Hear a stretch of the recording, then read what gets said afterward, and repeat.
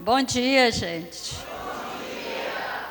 Que bom dia bom. É um prazer estar aqui com vocês hoje, viu, nesse evento maravilhoso, que eu já comecei aprendendo ontem, na viagem de ônibus, uma troca assim riquíssima, um pessoal maravilhoso, a gente veio num papo que assim... nem sentimos a viagem, apesar do calor, né? Apesar da semana muito quente que a gente está aí. E vamos falar, eu achei essa figura maravilhosa dessas duas crianças. E eu queria saber, quem que sai andando assim?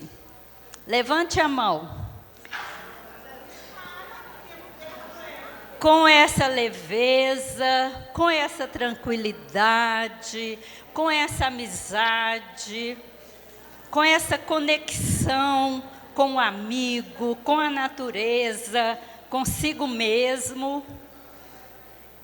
Olha, cadê essa criança de vocês?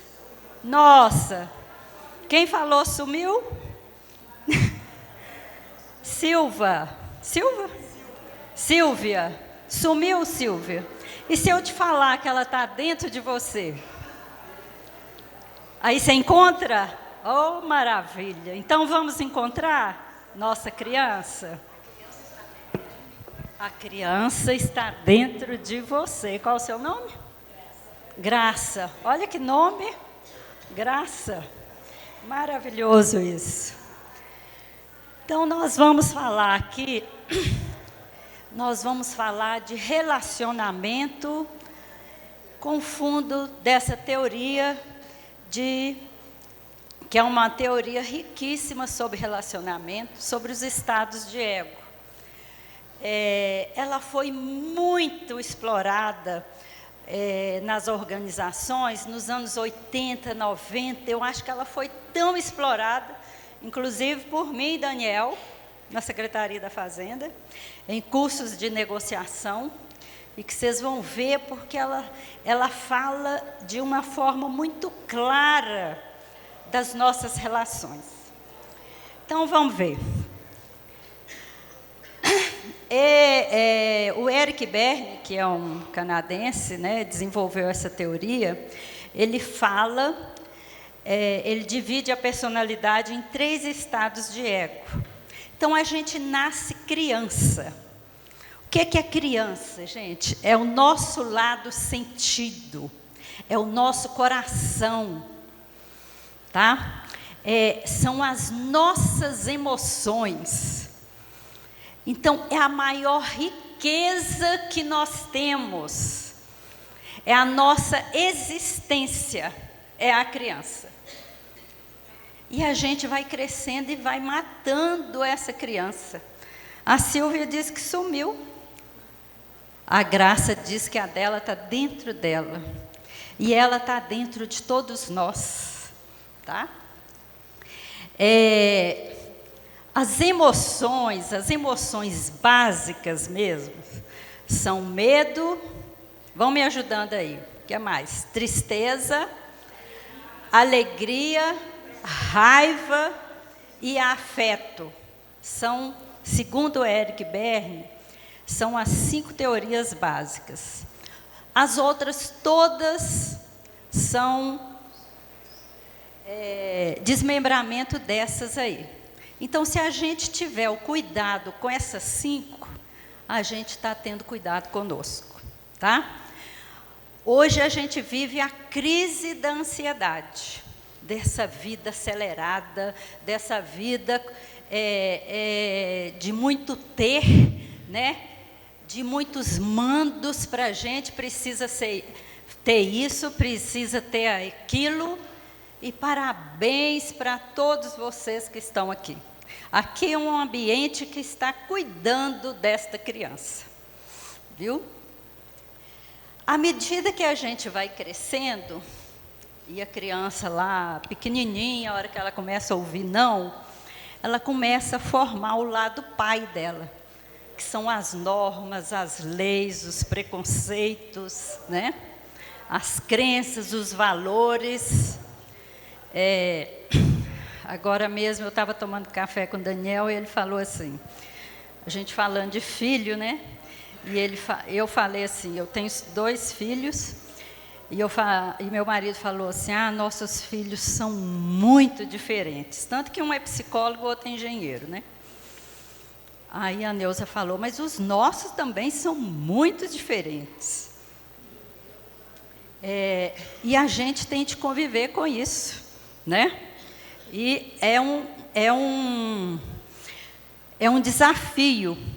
E aí o Daniel falou assim, são diferentes, mas eles são comuns nos valores, nos princípios que nós passamos para eles, né? Isso aí é muito de cada família, de cada educador, de cada comunidade, de cada cidade. E o lado aprendido é o lado pai, e o lado adulto é o lado pensado. Nós vamos detalhar cada um deles, tá? Quando a gente fala em criança, a criança livre é aquela que tem essas 5 emoções que eu acabei de falar. Todos nós nascemos com essas 5 emoções. E elas são importantíssimas para que nos dê fortalecimento para enfrentar a vida. É importante ter medo, é importante ter raiva, é importante ter tristeza, é importante ter alegria, é importante ter afeto. E vem a sociedade, vem negando a manutenção dessas emoções. A gente mesmo fala, né? Qual homem que nunca ouviu aí, homem não chora?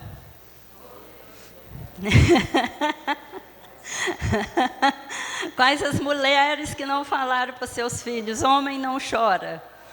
Né? Então, o menino caiu, ele foi proibido de sentir. Então, ele vai enrijecendo, né? Nós mulheres, por que você está tão assanhada hoje? Né? Não pode ter muita alegria, não. Afeto, ficar tocando muito, né? Gente, o afeto, e eu quero dar um destaque aqui para o afeto. Tem um autor, o Bowlby, que ele fala que o afeto, ele nasce no útero e termina na morte. É uma necessidade básica nossa. E nós estamos percebendo que, à medida que o tempo passa, a gente precisa mais de afeto, não é? Ou estou falando mentira? E afeto é proximidade, é a capacidade de estar com o outro, de ter relacionamentos, né? De ter convivência, de ter conexões com as outras pessoas. Principalmente as pessoas que a gente gosta de estar com elas, né? Porque às vezes, gente, até família, tem umas pessoas tão tóxicas que aí não dá para conviver todo dia, né? Tem um encontro, você sai de lá chateado. Então, neste momento, a gente já precisa ter uma seleção. Então, à medida, essas emoções são da criança livre, como a gente nasce, tá? Então, quando a gente tem dor, é importante sentir a dor. A criança chora de dor, você tem uma perda, e a sociedade está, assim, anulando muito os nossos lutos. Por que você está chorando? Mas já tem tempo que sua mãe morreu, por que você ainda está chorando? Tem tempo que aconteceu isso, a dor é dela, ela que está sentindo, ela que conhece aquela relação. E quem cresce vivendo bem essas emoções, são pessoas mais integradas com a vida, com a natureza, com as outras pessoas, com a profissão. A profissão, gente, ela é importantíssima que ela seja escolhida dentro daquilo que você gosta. Que aí você tem força para encontrar, para passar por todos os desafios que uma profissão exige. Você está ali com ela. Mas vamos lá no pai. O pai, ele subdivide em pai crítico e pai protetor, nos aspectos positivo e negativo. Então, são as normas, as leis que toda a sociedade tem, que toda família tem, e a gente precisa de ter tudo isso, mas a gente precisa também ter um filtro para assimilar e para conviver com isso. Agora mesmo eu estava no banheiro, ouvi um exemplo de preconceito, uma colega que falando que veio, está gostando, e assim, ela teve, quando ela falava com as pessoas, mas você vai para um encontro desse? Né? O preconceito do outro, o encontro de velho, olha como que desqualifica. Ela está vindo para nutrir a alma, ela está vindo aqui para rejuvenescer. Nós vamos falar disso mais na frente, rejuvenescer o espírito, ter essa oportunidade, dessa convivência rica que nós já começamos desde ontem. Mas vem um pai crítico. E como que nós desenvolvemos esse pai crítico? O pai crítico positivo é aquele que orienta, que conversa, né? Você vai para o encontro? Que ótimo que você vai, né?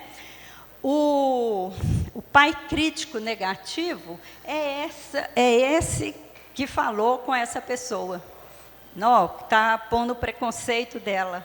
E preconceito, gente, nós principalmente nessa idade, precisamos rever demais nossos preconceitos.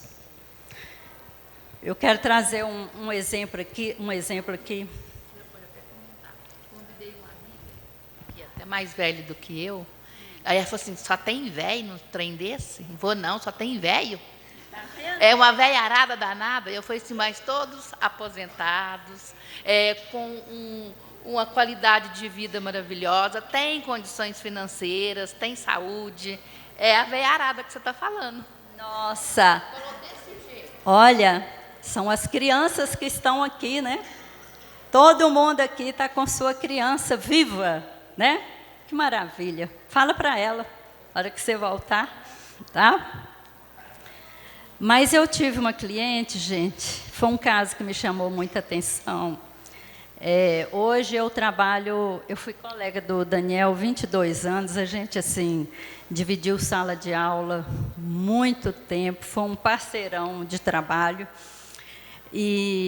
Mas hoje, desde que eu aposentei, eu trabalho como terapeuta. E uma menina fazendo Enem, 17 anos, né? Muito em dúvida, assim, com carreira e tal, escolha de profissão. E uma menina muito severa, muito rígida com ela, muito séria, aquela cara séria, revoltada. E eu perguntei para ela, me fala de um momento bonito, uma experiência sua, na sua infância. Aí eu falei, fecha os olhos, lembra dessa imagem? Aí ela fechou os olhos, lembrou e falou assim, nossa, mas eu mudei demais. Eu mudei demais. Eu era uma pessoa interativa. Eu era uma pessoa comunicativa. Eu era uma pessoa feliz.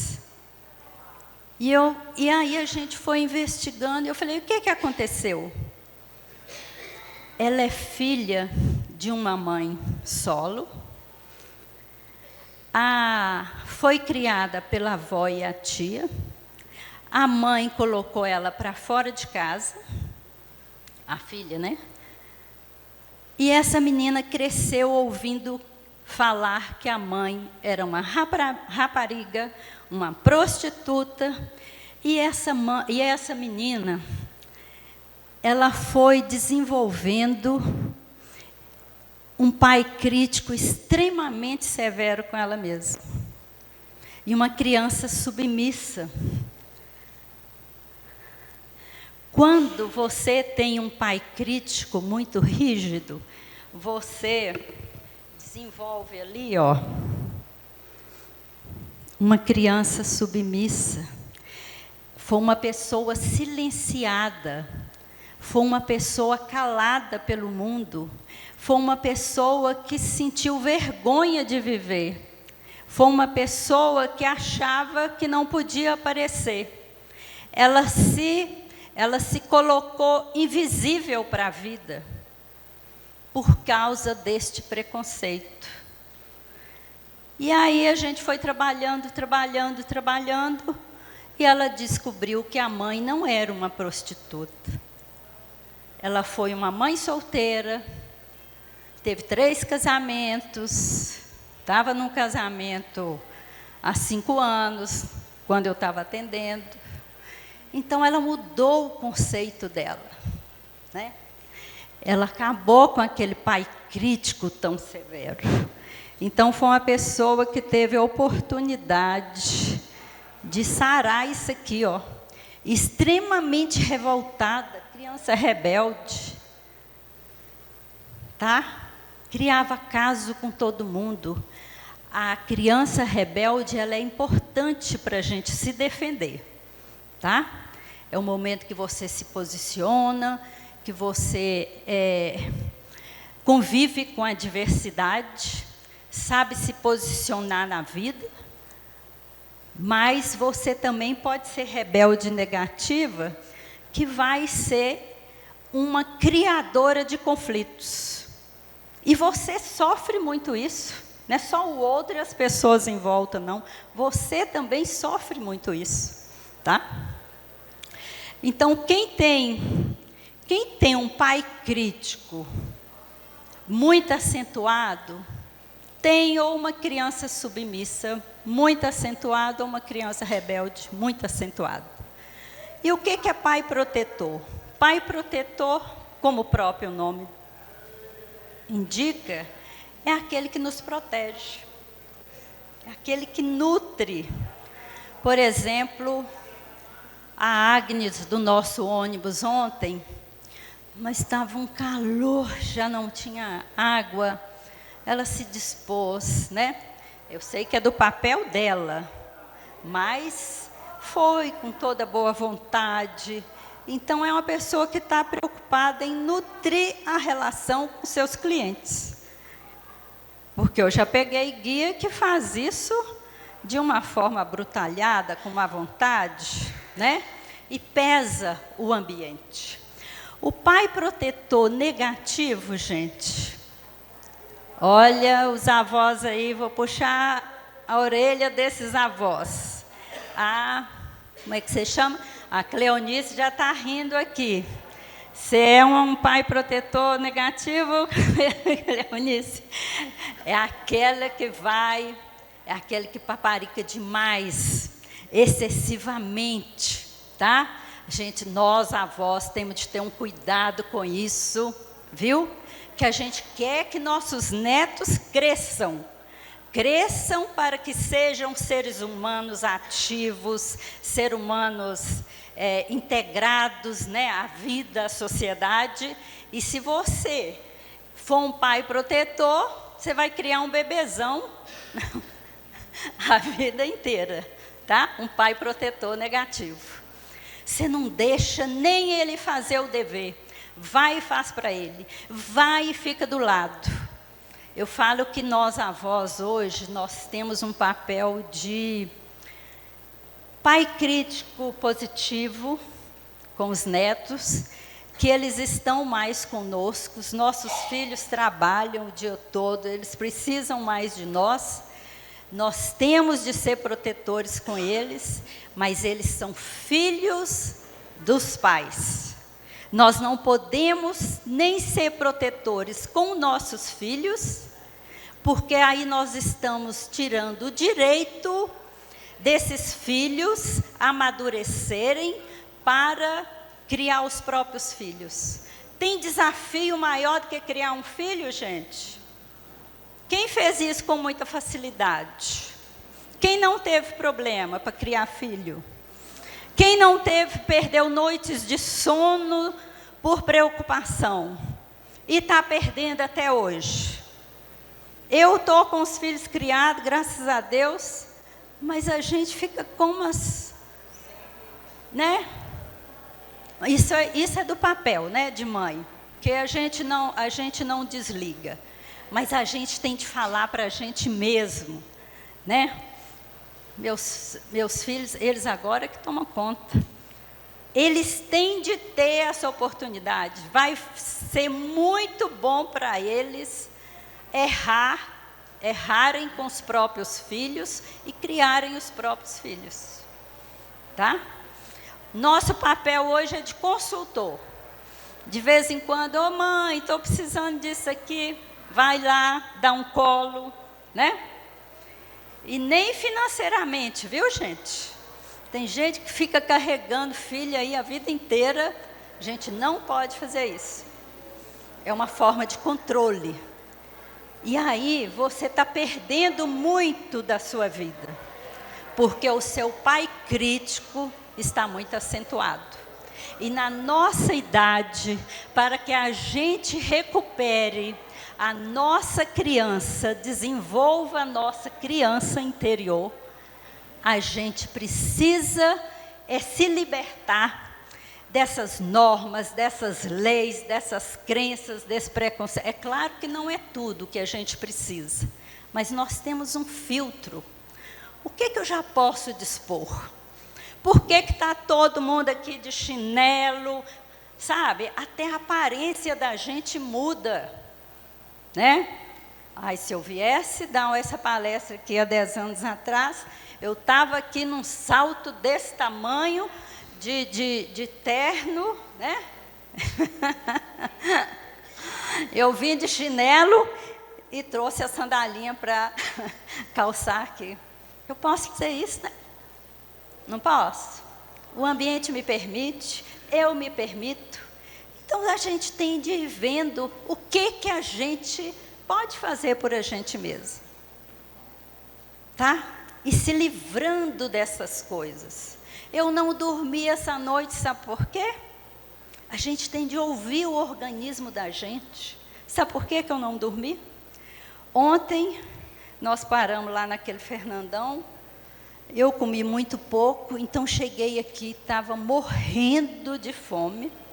Jantei muito, e eu não posso jantar muito. Não como carboidrato à noite.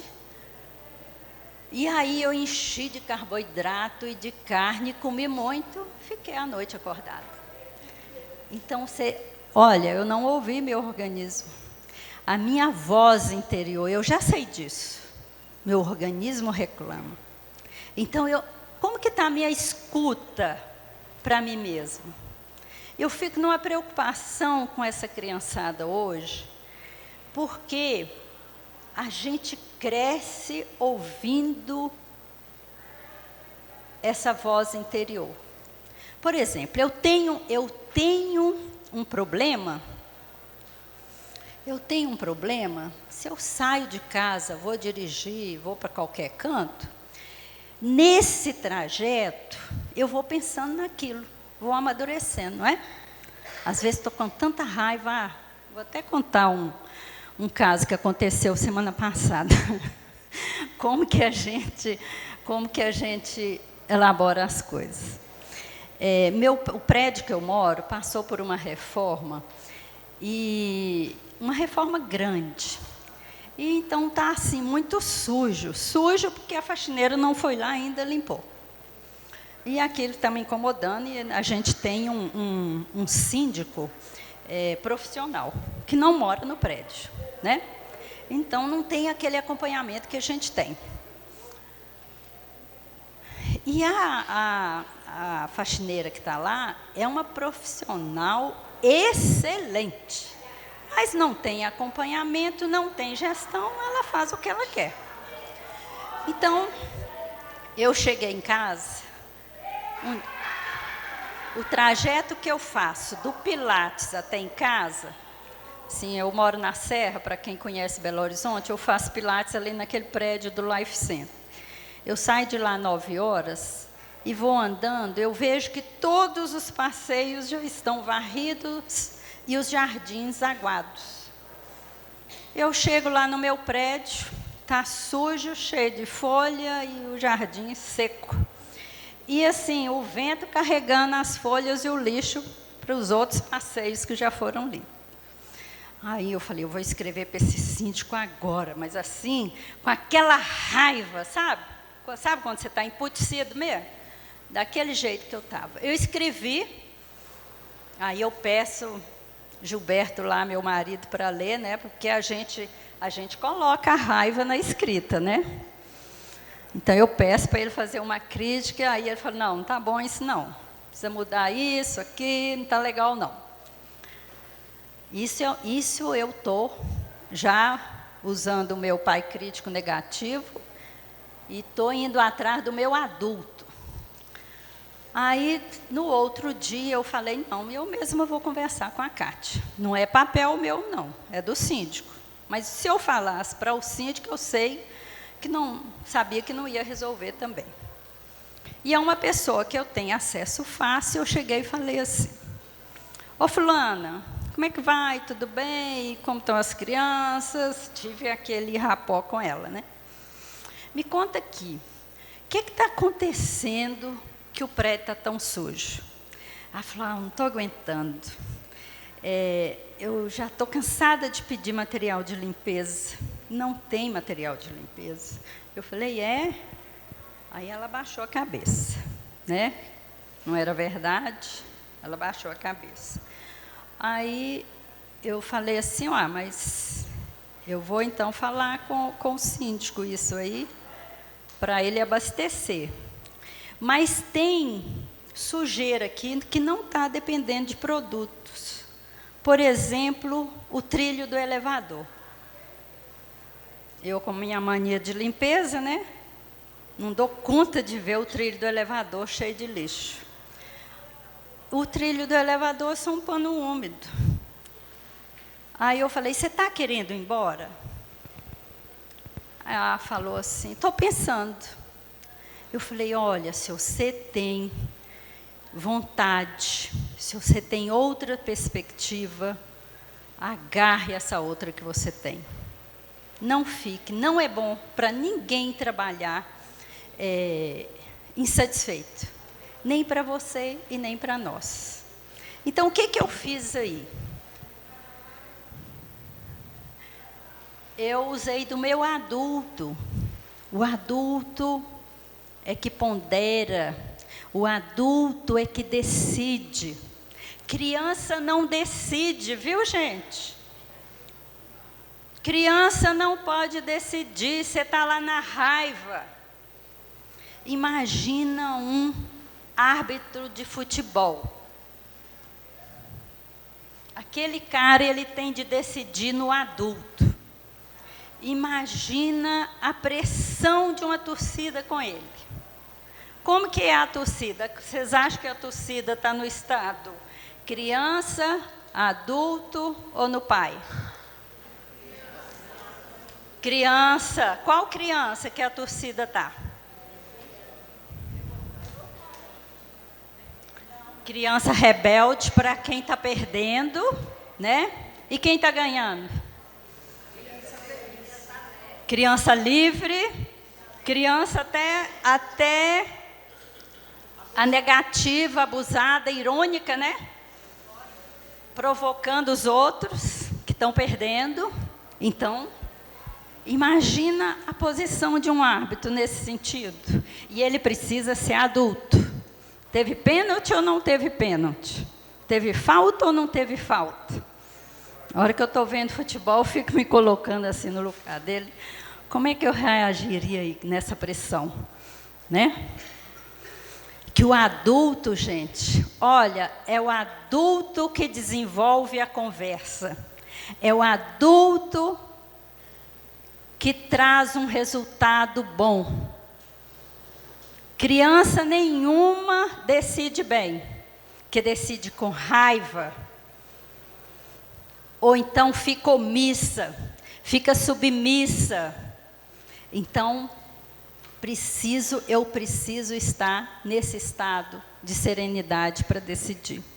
Quanto maior o conflito, mais eu preciso pensar.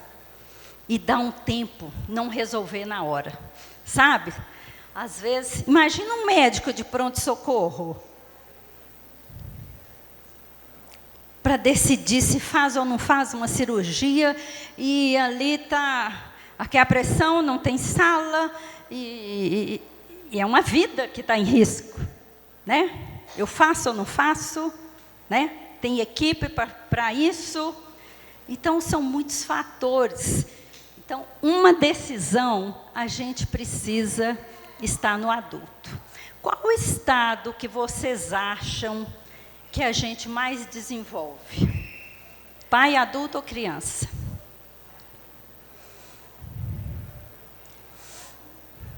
Adulto? Hã? Adulto? A Silvia acha que é adulto. Quem mais? Hã? Adulto? O adulto, gente, não tem nada a ver com a idade. Viu? É o estado menos desenvolvido. Se nós desenvolvêssemos mais o adulto, o mundo seria outro. Vamos ver a história do homem. É uma relação de poder. O pai é poder. Olha aqui.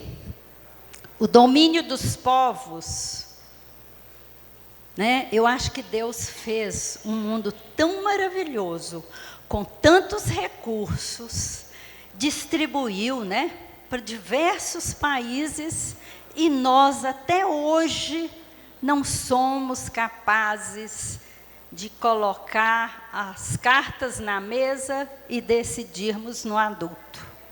É sempre o pai falando com a criança submissa. É o poder falando com a criança submissa. É o rico falando, é o poder falando com o mais frágil. Tá? Aí se encontra uma rebelde, aí vira aquela confusão. E o que a gente precisa para sair? Olha, gente, esse é o pior relacionamento que existe. E pode estar, pai crítico com criança submissa, com criança rebelde. E é uma relação que está frequente, até muito frequente, com mãe e filho, com pai e filho. Tá? Pensem aí na época do ninho vazio. Como é que foi deixar seu filho sair de casa? Ele teve de ser muito rebelde? A rebeldia, não, parabéns para você, que você foi bem adulta, tá? Olha, a rebeldia da adolescência, coisa difícil é carregar um adolescente, né, gente? Não é? Olha, e é muito saudável para eles, que é uma forma de se posicionar na vida. Esse negócio de filho obediente não é muito legal, não. Porque a pessoa não se posiciona e fica dependente a vida inteira. Não vira adulto. Tá? O que a gente precisa cuidar é da autonomia. Independência é financeira. Dependência, inclusive a dependência afetiva, ela é extremamente saudável. Nós temos amizades, nós temos redes, é porque nós temos dependência afetiva. É essa capacidade de conexão, de estar com o outro, de me envolver com o outro, e que nessa idade que nós já estamos, muito mais na hora de um desenvolvimento espiritual. Por quê? Segundo a antroposofia, né, nós já estamos ali na fase da sabedoria. Está dando para todo mundo ler aí? Parece que não, né? Eu vou falar mais ou menos esse quadro aqui. Então, dos 7 aos 14, do 0 aos 21 anos, é a fase de aprender, né, que a gente está recebendo tudo do mundo, né? Nós estamos aprendendo, estamos lá no Pai. Se deixar a minha criança bem, eu estou assimilando bem com a criança e formando meu pai e meu adulto, né? Com 21 anos é uma fase da crise da identidade. O que eu vou ser? Né? Aí começa a desenvolver uma persona. São as máscaras profissionais que todos nós precisamos para viver e sobreviver. Aí você olha para a pessoa, nossa, ele tem cara de médico, ele tem cara de contador, ele tem cara de professor, né? A forma da gente se posicionar já tem a ver, de falar, a linguagem que a gente usa tem a ver com a profissão. Né? E se você escolhe essa profissão, se ela saiu de dentro de você, se ela saiu de seus gostos, dos seus desejos, melhor profissional você é. Tá? Porque isso aí, por isso que a criança tem de lutar. Né? Até 21 anos, ela, olha ali, é a fase que ela está buscando o seu lugar.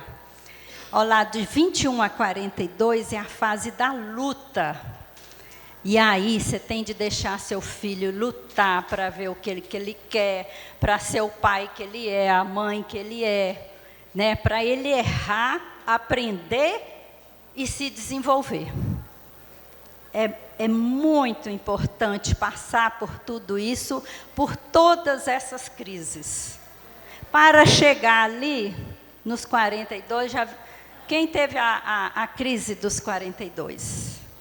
É uma das crises mais acentuadas, né?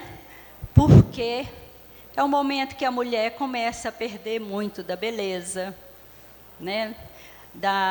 Do físico. Vocês veem que a força física ela começa muito a diminuir. Você vê que o atleta chega nessa idade aí, já está na hora de aposentar. É um profissional que aposenta muito cedo, né? E é uma hora, é um momento que é chamada nova adolescência. Porque muitos questionamentos, inclusive casal, tem muita separação aí. Porque é um novo desabrochar, é um novo olhar. Gente, mas tudo que eu fiz até agora, é isso mesmo que eu quero? Eu vou continuar trabalhando. Eu saio de casa 6 horas da manhã, chego meia-noite. Por que eu estou fazendo tudo isso? O que eu estou fazendo para mim? Aí vem todos esses questionamentos. E aí é um momento que o casal precisa ter muita maturidade, tá? E ao mesmo tempo, com muita competitividade, muito poder, muita ânsia de status, né? Mas também momento para definir novos caminhos. Fazer o que é essencial. Porque tem uma fala do Sartre, que eu acho, Sartre nem é da psicologia, é da filosofia. Né? A existência precede a essência.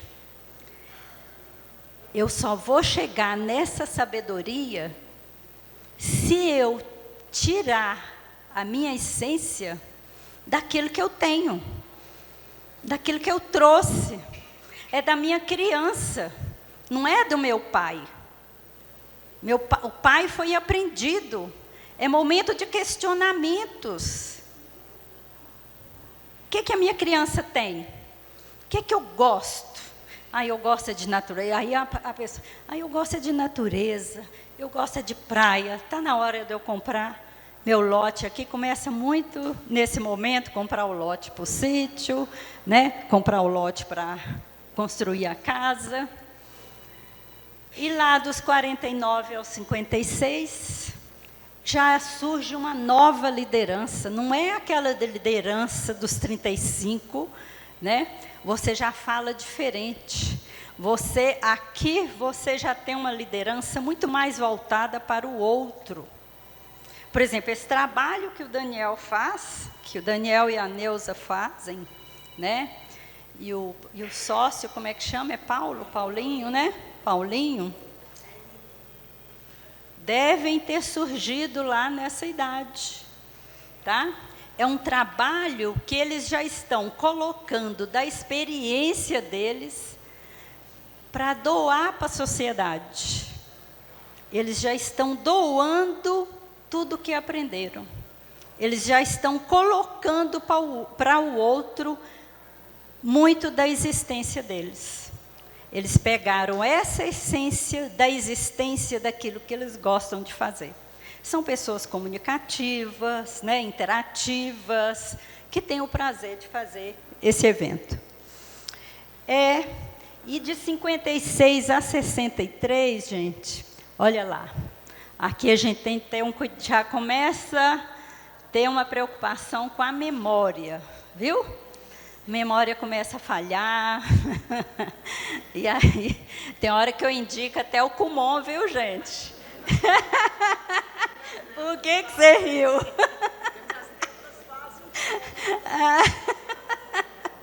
O Kumon é bom porque você faz exercício de matemática, de português, ou vai aprender uma outra língua, põe a sua cabeça para funcionar, tá? Isso é maravilhoso. E aí você exercita, porque você já não tem criança ali para estar ensinando dever. Se você ficar só na casa, no lazer, no contemplar, vai atrofiar. Então, é momento de estudar uma outra língua, de jogar para a sociedade aquilo que você aprendeu. Colocar o seu potencial a serviço do outro. É isso aqui que é chamado a liderança política, de colocar o que você tem para o outro. Inclusive, gente, tem pesquisas já indicando que mais de 60% das obras da humanidade surgiram nessa idade. Por quê? Dos grandes escritores, músicos, artistas, né? Por quê? Eles já passaram por todas as fases. Olha lá, eles têm um outro olhar para a vida. Eles têm muito. E o gênio coloca essa genialidade a serviço da humanidade.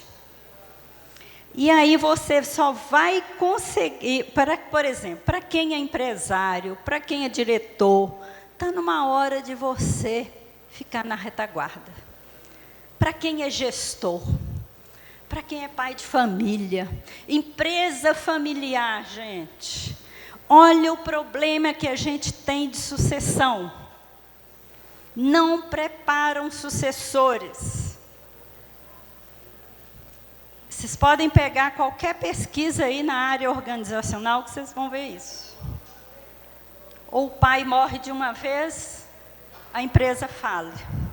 Não precisa, às vezes o filho não quer, né? Tem um outro gosto, quer desenvolver para uma outra área, não tem potencial para aquilo. Então, você tem de ter um adulto suficiente, maduro, para pensar em sucessões fora da família. E mesmo que seja fora da família, você vai estar ali, né? Mas mais na retaguarda.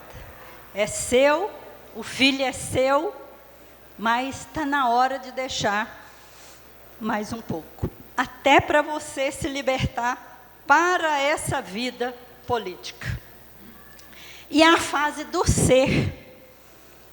E a gente só consegue ser se nós tivermos uma boa criança.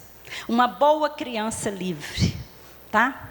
Com as emoções soltas, como eu vi todo mundo aqui ontem cantando, o italiano ali dançando, estava uma maravilha, não estava?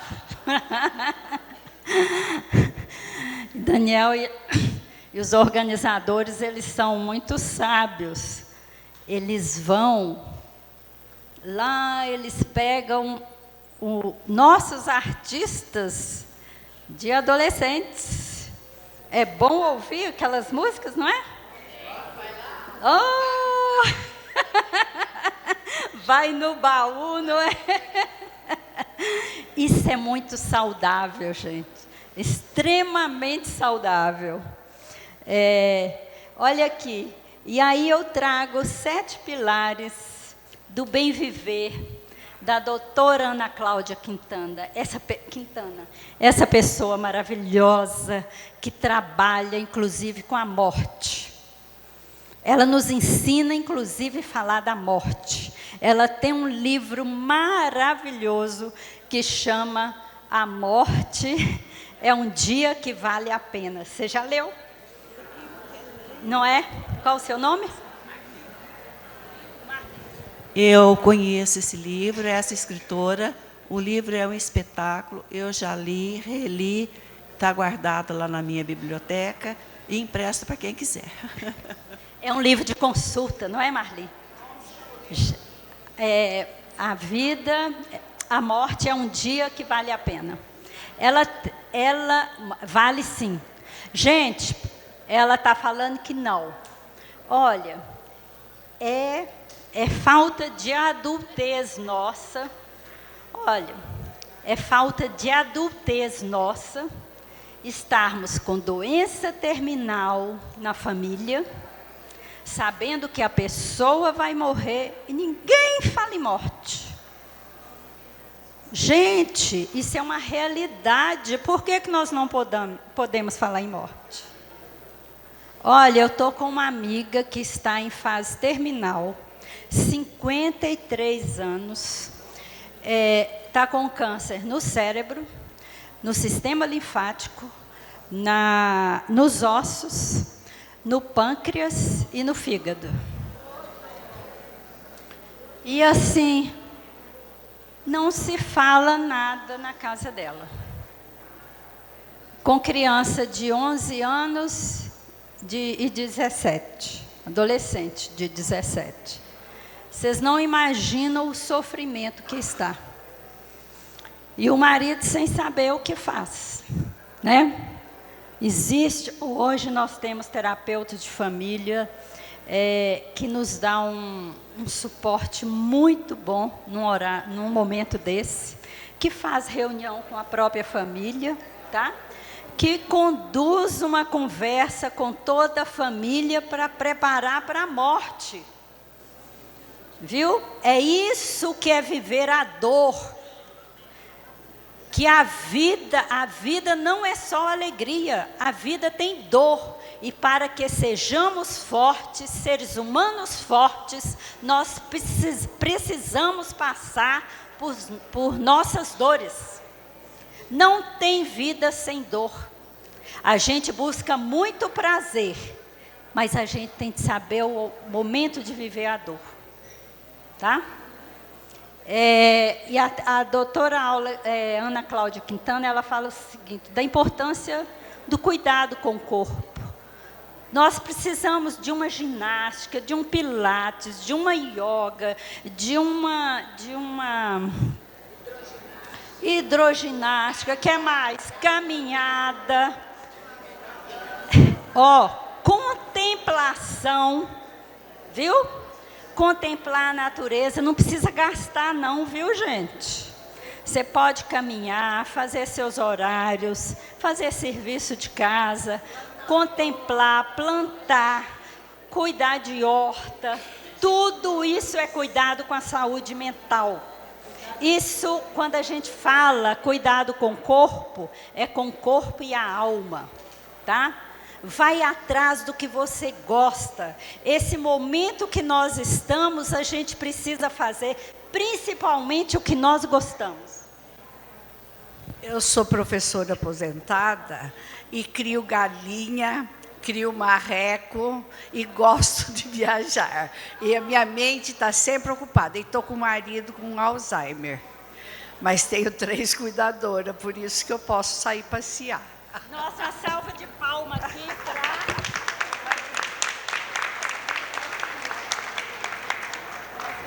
Miriam. Gente, uma salva de palmas para a Miriam. Parabéns, Miriam. Olha, é o marido que está com Alzheimer. Ela precisa estar aqui para chegar lá e cuidar melhor dele. Viu? É isso que é autocuidado, tá? Eu era uma professora, aliás, eu sou uma professora. Quem é professora sempre será uma professora. E há 2 anos eu perdi um filho de 40 anos. Era um médico em São Paulo que infartou.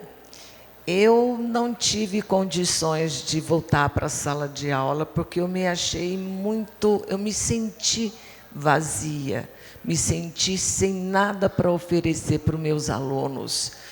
Aposentei sem ter tempo, né, proporcional, e fui plantar flores, horta, fazer caridade, bordar, fazer crochê, tricô. Isso é o que eu estou... E viajando.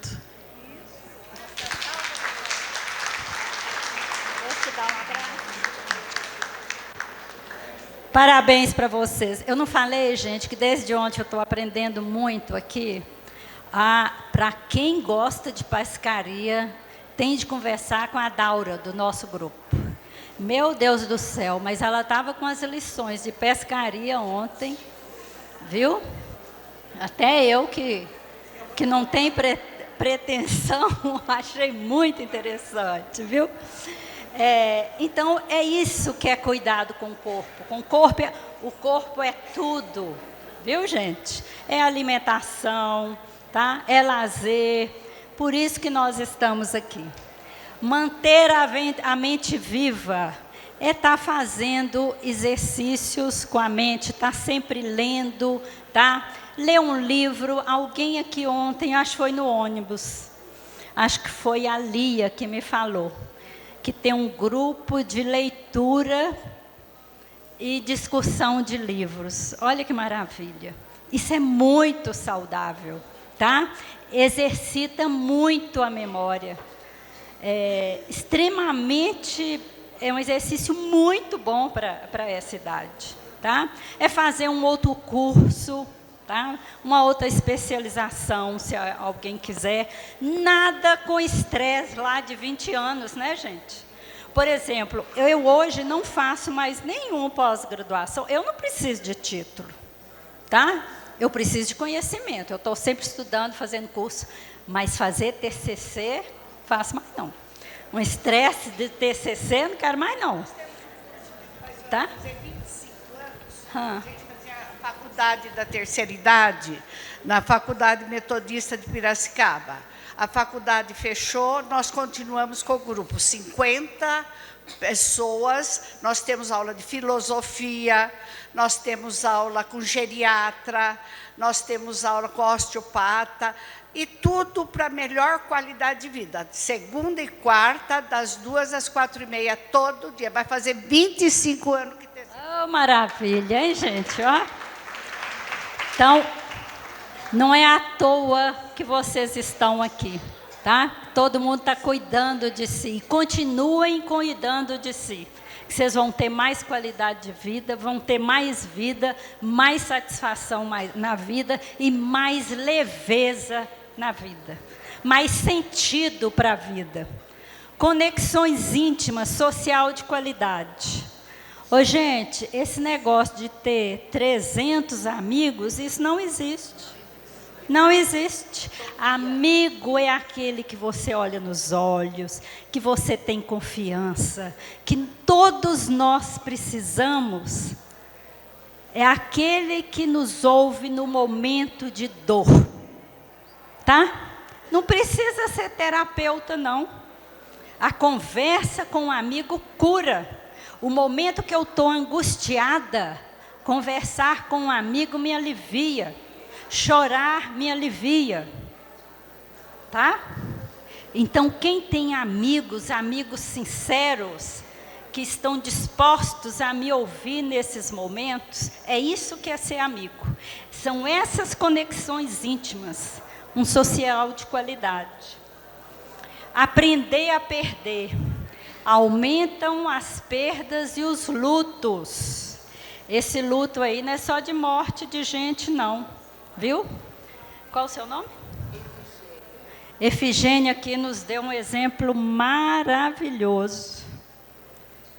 É a maior perda que um ser humano pode ter. É a maior dor de um ser humano. Isso é comprovado cientificamente. A maior dor é a perda de um filho. E um filho com 40 anos, gente. Né? Porque a lei natural da vida é a gente ir primeiro. Então, quando acontece o contrário, a gente precisa ter uma capacidade muito boa para reverter, porque o primeiro momento é de revolta. Mas depois tem a regeneração e a revitalização, que é o que você fez com a sua vida. Parabéns, viu? Tem uma pessoa ali querendo falar, viu? Aprender a perder aqui. Lutos, gente, é o luto da própria beleza. É o luto da juventude, tá? Porque ali naquele quadro, a vida espiritual, é ali que dá o rejuvenescimento da mente. Mas o físico não tem jeito, não. Viu? Pode pôr uns botox. Mas todo mundo sabe que você está de botox, o problema é esse. Você está enganando quem? Vamos ouvir a Rita. Muita gente aqui já me conhece. Eu não sei se vocês se lembram. Eu distribuí um livro, vários livros, lá em Olímpia. E eu vou contar um pouquinho a história. É o seguinte, meu marido morreu e, na época, no dia eu não chorei, não consegui, a minha emoção foi diferente. Mas logo em seguida eu tive uma crise de pânico. Vou ficar daqui que aí todo mundo me vê.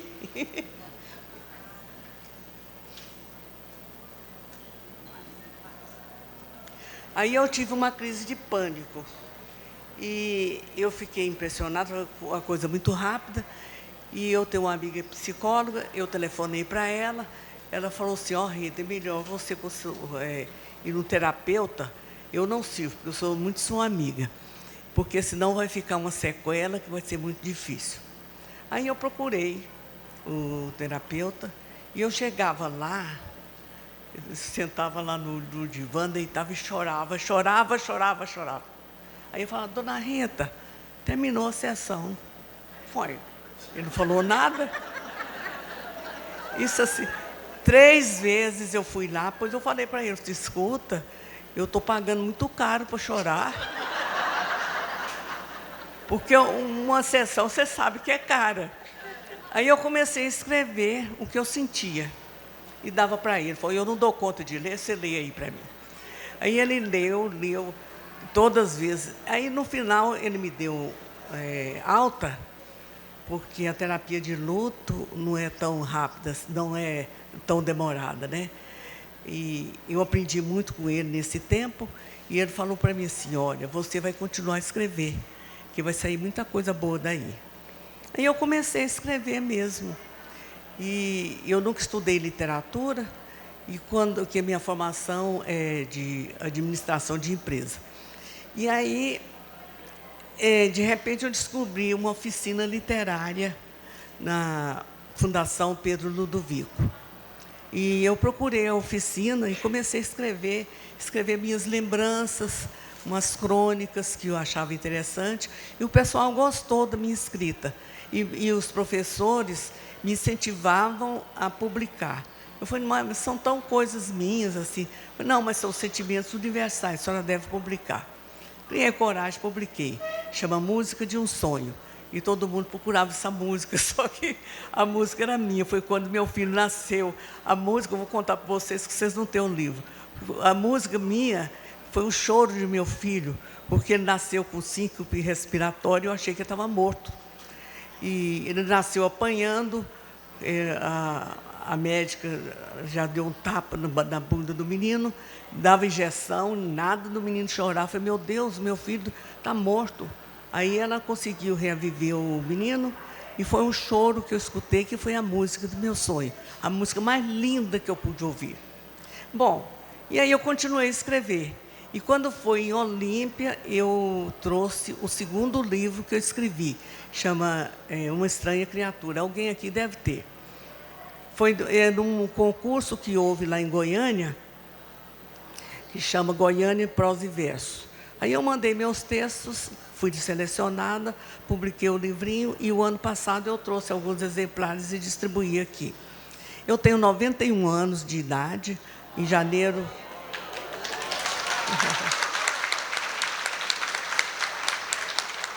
Aí o pessoal fala assim, qual é a receita? Se eu soubesse, eu estava rica. Porque...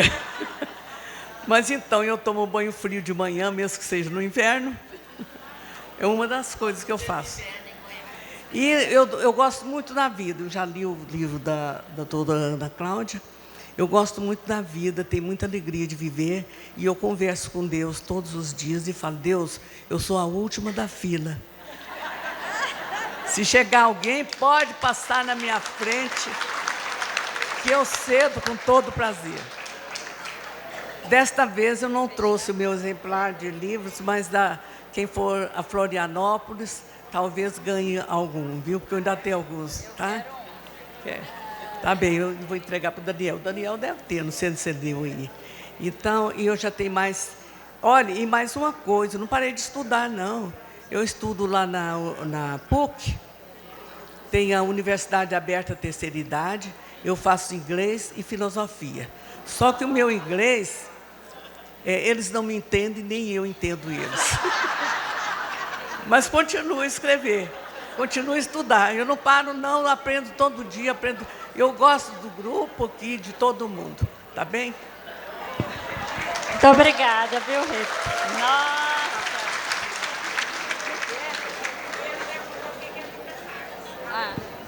É melhor perguntar o que eu não faço. Bom, eu tenho uma... Está na hora de fechar. Eu tenho uma sala de artesanato lá no centro de Goiânia e eu reúno os amigos para bordar, conversar. Mais conversa do que trabalho. Cada um leva o lanchinho e aí a gente vai passando. Tá bem?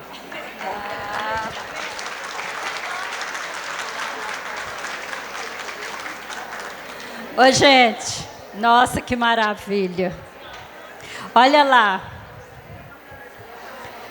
Olha, a dona Rita nos ensinou aí muito, né? Eu não preciso nem falar. Aprender a perder. É uma idade que só aumentam as perdas, gente. Viu? Então, a gente é perda do físico, é perda da beleza, é ganho de peso, viu? Então, não adianta, é ganho de rugas, né? Mas cada ruga fala da minha experiência, da minha existência, tá? Aprender a dar trabalho, o que é isso? Olha ali, a dona Rita está nos ensinando a chegar a 91 anos produzindo. produzindo conexões, relações ótimas, relações nutritivas, relações que alimentam, que revitalizam. É isso que é importante daqui para frente. A doutora Ana Cláudia Quintana, ela fala assim, quem quer morrer de infarto? Aí todo mundo levanta a mão, né? É uma morte maravilhosa, né? Mas ela fala assim, não vai morrer, vai dar trabalho. Isso aí é para poucos. Então, a gente tem de aprender. Olha o nosso ouvido interno, escutar a nossa voz interna. O que eu posso fazer? Eu já não subo mais em banquinho. E brigo com meu marido a hora que eu vejo ele pegando o banco. Por que não vai lá e pegar a escada? Tá? A gente tem de evitar acidentes. Andar com um sapato mais confortável, mais seguro. Tudo isso faz parte, né? Então, saber das limitações, mas não se prender em limitações. Tá?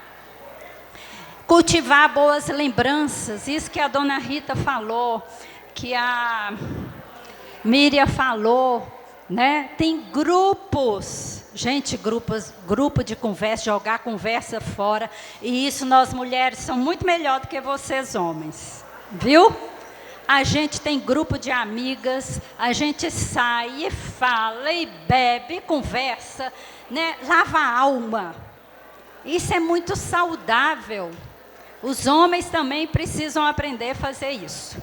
Agora, o homem, nessa idade, ele fica mais recluso, viu, gente? Inclusive, é uma questão que a gente precisa entender, porque a gente está para fora e eles mais para dentro, viu?